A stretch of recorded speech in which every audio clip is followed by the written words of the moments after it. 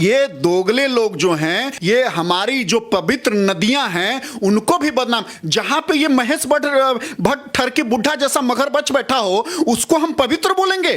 क्या वो दिन आप भूल गई हैं जहां पे आपके घरों में बोतलें फेंके जाते थे, जब आपके मतलब जब आप लोग को गाली दिया जाता था? पांडे जी, इस समय थाली के छेद की बहुत चर्चा हो रही है। संसद भवन के अंदर जया बच्चन खड़ी होती हैं कि जो लोग जिस थाली में खाते हैं उसी थाली में छेद करते हैं और उस थाली को बदनाम करते हैं। कैसे देखते हैं इसको आप? देखिए पत्रकार महोदय, मैं आपको बताना चाहूंगा कि जया जी की तिलमिलाहट से साफ प्रतीत हो रहा है कि जो ड्रग कनेक्शन उनके घर तक है, उनका भी परिवार कहीं ना कहीं इसमें संलिप्त है। अभी एक वीडियो वायरल हो रहा है, इनके बयान के बाद से एक वीडियो वायरल हो रहा है श्वेता का, जो उनकी बेटी है। तो उसमें साफ देखा जा सकता है, रिया चक्रवर्ती भी उसमें बैक साइड में है, तो साफ देखा जा सकता है कि जो इनके बेटी का जो स्थिति है, जो उनका जो रिकॉर्ड हुआ है उनका वीडियो, उसमें साफ साफ देखा जा सकता है कि वो ड्रग से एकदम संलिप्त है, नशे में एकदम चूर हैं। और देखिए थाली में छेद तो मैं कहूंगा कि जया जी ने किया है। अगर ये सच्चे और अच्छे संस्कार अपने बेटी को दी होती तो ऐसा नहीं होता, आज तब इनका मुंह होता बोलने के लायक। आज अगर ये सच्चा और अच्छा संस्कार अपने नतनी को दी होती तो आज अंडर एज में अभी शाहरुख खान के बेटे के साथ इनके नतनी का नाम फेमस नहीं होता। तो इनका हिस्ट्री जो रहा है ना, थाली में छेद करने वाला, इनका हिस्ट्री, इनके परिवार का हिस्ट्री स्टार्टिंग से रहा है। मैं आपको एक हिस्ट्री बता देता हूं।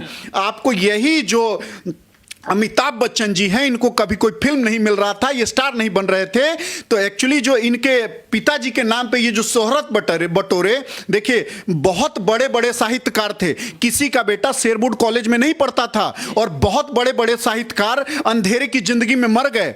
लेकिन इनका जो बाबूजी का बेटा जो था, ये शेरवुड कॉलेज में पढ़ता था, जहां पे कौन पढ़ता था? राजीव गांधी जैसा नेता पढ़ता था, और राजीव गांधी जैसे लोगों का ये बाल सखा हुआ करते थे। और राजीव गांधी का बाल सखा होने के साथ साथ इन्होंने इंदिरा गांधी ने इनको पूरा सपोर्ट किया। और एक बात मैं आपको बता दूं, जो 1980 का दशक था, उस टाइम इंदिरा गांधी का इतना वर्चस्व था कि कोई भी एक्टर, डायरेक्टर, प्रोड्यूसर उनके बात को काट नहीं सकता था, जिसके कारण इनको ये सुपरस्टार बन गए उनके रहमो करम पे। उसके बाद में स्टार बनने के बाद में अपने बाल सखा जो मित्र था राजीव, उनके कहने पर ये इलाहाबाद से आए लोकसभा संसद के सीट लड़ने के लिए। उसमें भी इन्होंने लोकसभा सीट संसद को ये जीता है सीट को।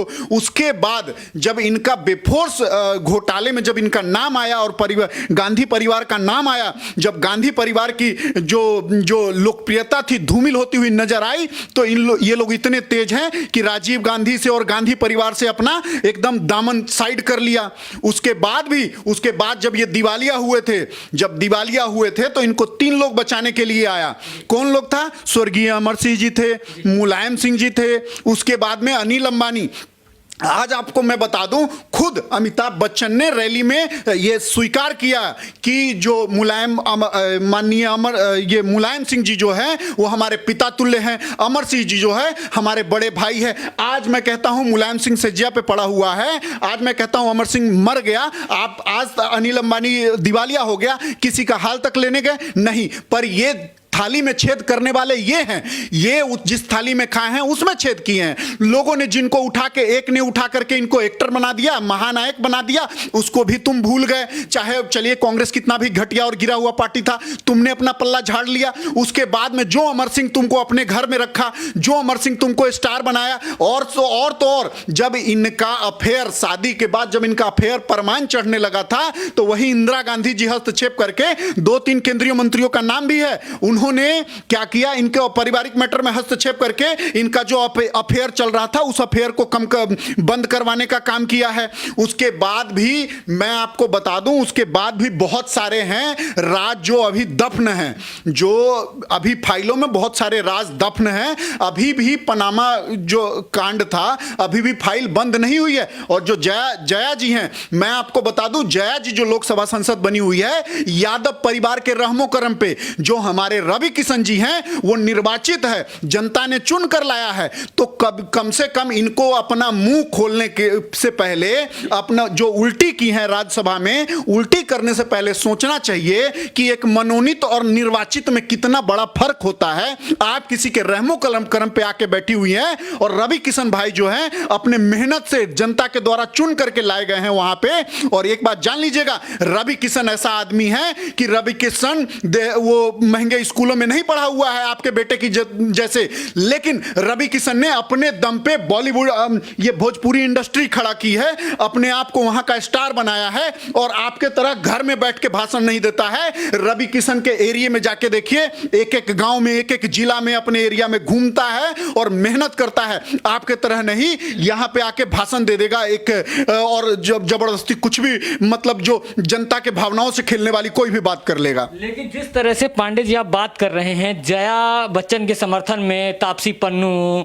और बहुत सारी एक्ट्रेस आ गई हैं, उधर मनोज बाजपेयी भी उतर आए हैं कि रवि किशन बेफालतू बातें कर रहे हैं, बदनाम किया जा रहा है। बहुत सारे लोग जया बच्चन के समर्थन में कूद पड़े हैं, चाहे हम फरहान अख्तर की बात करें, चाहे सोनम कपूर की बात करें, ये सब लोग उतर आए उनके। अभी तक ये लोग बोल नहीं रहे थे, आज ऐसा क्या हुआ कि जया बच्चन के समर्थन में ये लोग उतर आए?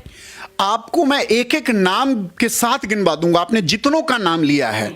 देखिए, जया बच्चन जी को भी अभी भी बुढ़ापे में उनको डर है अपने फ्यूचर को लेकर के, ताकि अपने वो 80 साल के बूढ़े पति का करियर का ख्याल है, क्योंकि बेटा तो उनका फ्लॉप हो गया, तो अपने पति का करियर का ख्याल अभी भी है, ताकि वो ऐसे बयान दे रही हैं, चाहे सोनम कपूर हो, चाहे ये जिहादी, ये इसका अख्तर का बेटा हो, ये सब लोग, चाहे तापसी पन्नू हो, इन सब लोग को अपना घर चलाना है। और घर चलाना, ये जो कुछ लोग हैं, कुछ लोग जो हैं जो अपने आप को बॉलीवुड का, अपने आप को मुंबई का, अपने आप को भारत का मसीहा समझ रहे हैं, इनको असली औकात दिखाना पड़ेगा। चाहे ये जो भी लोग इनके समर्थन में आए हैं, देख लीजिए, सबको अपना बॉलीवुड में किसी न किसी तरह से करियर बचाए रखना है, इसके वजह से अलूल जलूल बयान दे रहे हैं। लेकिन अब इन लोग को पता है कि देखिए, अब इन लोग का करियर खत्म है, तो किसी भी तरह से ये लोग यूनिटी अपने साइड में बनाने की कोशिश कर रहे हैं। लेकिन जैसा, मतलब ये लगा लीजिए कि इनको अपना करियर किसी भी तरह से, चाहे ये गलत बोले, चाहे इनको पब्लिक की परवाह नहीं है, किसी भी तरह से गलत अपशब्द बोल करके भी 130 करोड़ जनता के जो भावनाओं से खेल करके भी चाह रहे हैं कि इनका एक यूनिटी बना रहे, ताकि इनको नौकरी मिलती रहे बॉलीवुड में। मैं तो कहता हूं लोगों को बॉलीवुड का एकदम बहिष्कार करना चाहिए और साउथ की मूवी को चुनना चाहिए। आज साउथ की मूवी देखिए कितना अच्छा है, वहां पे हमारे हिस्ट्री को दिखाया जाता है, हमारे देवी देवताओं को दिखाया जाता है। यही बॉलीवुड आज साउथ के एक एक मूवी को कॉपी करता है और वहां पे उसको तोड़ मरोड़, जहां धर्म का बात आता है, तोड़ मरोड़ के ये लोग पेश करने लगते हैं।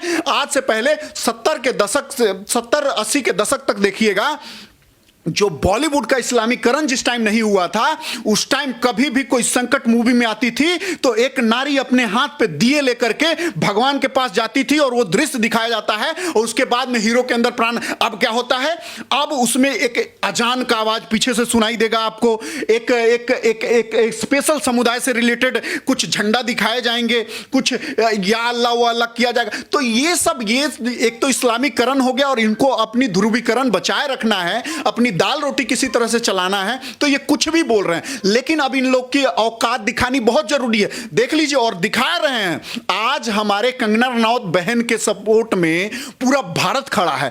आज जया बच्चन जी जो मनोनीत हैं, जो ये यादव परिवार के रहमो करम पे जो सांसद बनी हुई है, आज इनको भी पब्लिक ने 2 दिन के अंदर में इनकी औकात दिखा दी है कि देख लीजिए आपकी औकात क्या है। आपकी औकात इतनी ही है कि ड्रग में आपकी भी बच्ची संलिप्त है। आप बिल्कुल पांडे जी, अब औकात की बात आ रही थी, ये भी उठ रही है कि शिवसेना कह रही है कि जया बच्चन जो कह रहे हैं सही है, बॉलीवुड गंगा की तरह पवित्र है। इसको आप कैसे देखें? अरे बहुत बड़ा, ये तो गंगा की तरफ, ये दोगले लोग जो हैं, ये हमारी जो पवित्र नदियां हैं उनको भी बदनाम। जहां पे ये महेश भट्ट ठरकी बुढ़ा जैसा मगरमच्छ बैठा हो, उसको हम पवित्र बोलेंगे?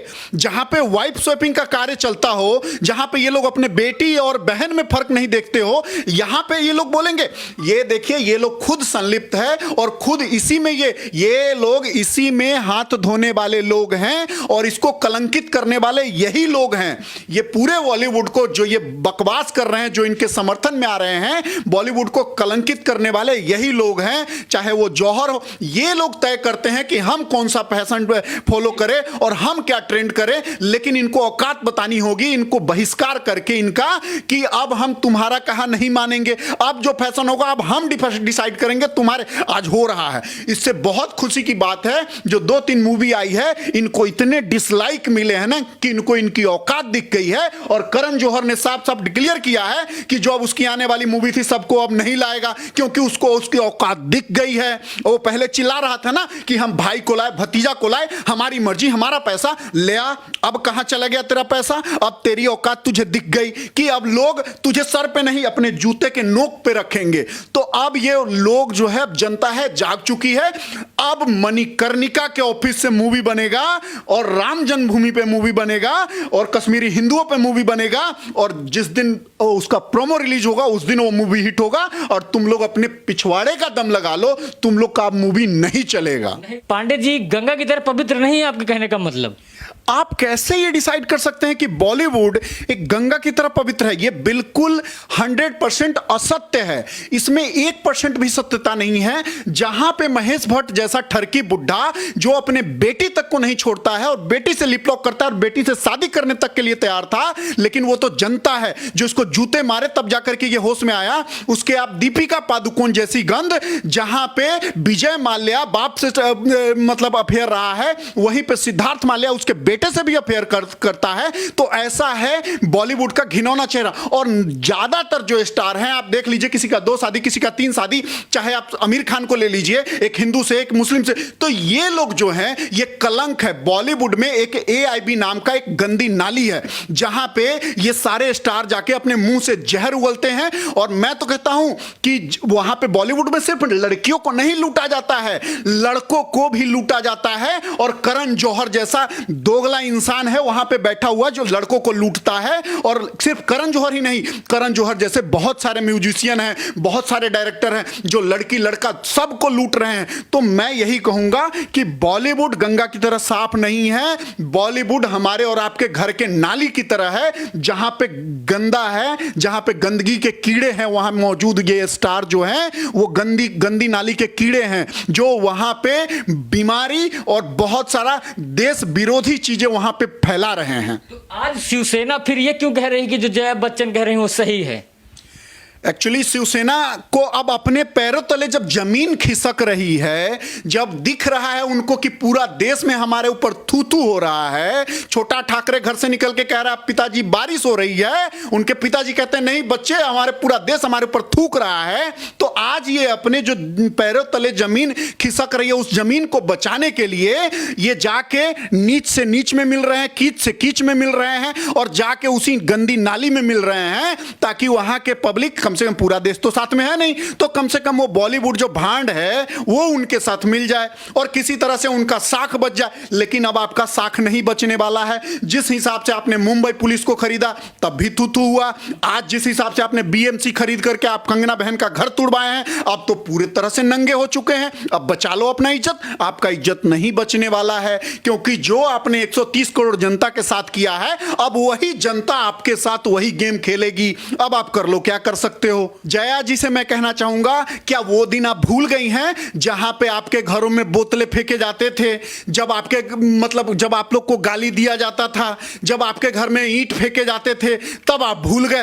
तब तो आपकी, तब से ये लोग सुधर गए और इनको डर है कि अगर शिवसेना के खिलाफ हम बोलेंगे तो जिस हिसाब से कंगना बहन का घर तोड़ा गया है, इनका घर भी तोड़ दिया जाएगा। और बॉलीवुड के खिलाफ बोलेंगी तो एक तो 80 साल का पति जिसको बॉलीवुड से निकाल दिया जाएगा और दूसरा BMC आके घर तोड़ देगा। तो इनको अपना घर बचाना है, अपने पति का करियर देखना है, तो जाहिर सी बात है ये अलूल जलूल बयान देंगी ही। और जो आदमी आज से इतने साल पहले जब इनके घर में बोतलें फेंकी गई थी और ईंट फेंके गए थे, तब जब नहीं बोला, तो अब क्या हिम्मत करेंगे बोलने की? तो इनसे कभी भी हम निष्पक्षता की उम्मीद नहीं कर सकते हैं। ये एक ही थाली के चट्टे बट्टे हैं और ये खुद ही थाली में छेद करने वाले हैं।